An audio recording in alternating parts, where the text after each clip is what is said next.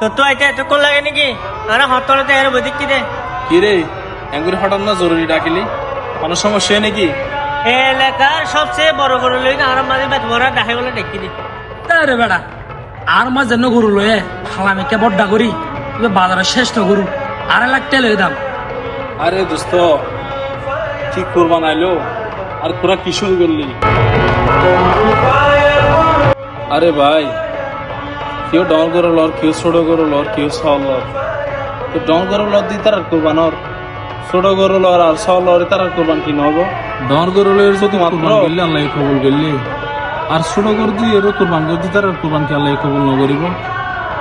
ছোট পশু পাখিলে এর কোরবান করলে কবুল নগর দিয়ে হন হাতিসের না লেখা আছে দে। আরে ভাই আর বেক্ষণত্ব হতাকার চিন্তা করা উচিত ছোট হোক বা বড় হোক আল্লাহর কাছে কোরবান নাম কি কবুলর কিনা। ডর গরু দিলে কি সব বেশি পাওয়া যায় না? অসম্ভব ইয়ান যারা সল দিয়ে কোরবানি করে তারা কি ছোট পাইবে নাকি? আল্লাহর কাছে বেক্ষণ এক সমান।